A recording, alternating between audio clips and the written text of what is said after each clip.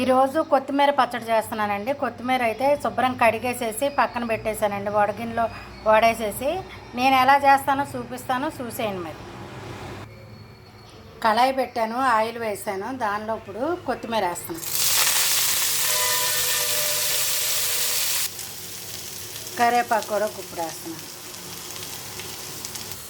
ఇవ్వండి, కొత్తిమీర కరివేపాకు చక్కగా వేగిపోతుంది ఆయిల్లోను. నేను దానిలోకి ఏమేమి వేస్తానో చూపిస్తాను, చూడండి. మరి దానిలోకి సరిపడా ఉప్పు, ఎల్లుల్లిపాయ, కొంచెం ఆవపిండి, మెంతిపిండి.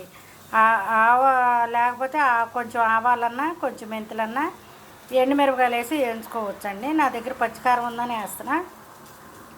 లేనోళ్ళు ఎండుమిరపకాయలు, కొంచెం ఆవాలు, కొంచెం మెంతులు వేసుకొని వేయించుకొని చేసేసుకోవచ్చు. ఇవన్నీ ఈ పచ్చళ్ళు వేస్తున్నా.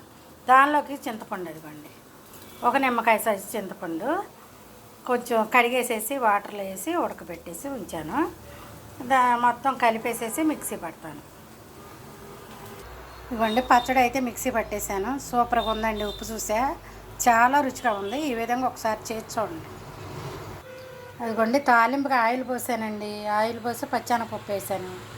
ఇదిగోండి, ఇక తాలింపు గింజలన్నీ వేసేసాను. ఆవాలు, జీలకర్ర, మినపప్పు, సాయ మినపప్పు వేసాను. ఆగనేస్తాను. వేగుతుందండి. కొంచెం కరివేపాకుని ఎండుమిరపకాయలు, కొంచెం ఇంగువ కూడా వేసేస్తాను. ఇదిగోండి, దానిలో పచ్చడి కూడా వేసేస్తున్నానండి.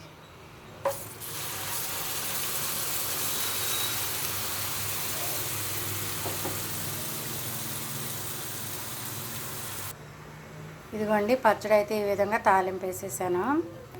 మీరు ఎప్పుడైనా సరే కొత్తిమీర కొంచెం ఎక్కువగా ఉందనుకున్నప్పుడు పెద్ద ఐరాణ పడవసరం లేదండి. కొంచెం పచ్చికారం వేసేసుకొని ఇలా చేసుకుంటే నిలవ ఉంటుంది పచ్చడి. కాస్త 15 రోజులైనా, 20 రోజులైనా, నెల రోజులైనా నిలవ ఉంటుంది. చక్కగా ఇడ్లీలోకైనా, అన్నంలోకైనా, మీరు దేనిలోకైనా, దోశల్లోకైనా సూపర్గా ఉంటుందండి. ఒకసారి ఈ విధంగా చేసి చూడండి, చాలా బాగుంటుంది. నా వీడియో కనుక మీకు నచ్చినట్టయితే లైక్ చేయండి, షేర్ చేయండి, సబ్స్క్రైబ్ చేసుకోండి. తప్పకుండా నేను కొత్తగా పెట్టానండి. ప్రతి ఒక్కళ్ళు చూసిన వాళ్ళందరూ సబ్స్క్రైబ్ చేసుకోండి. థ్యాంక్ యూ వెరీ మచ్ అండి.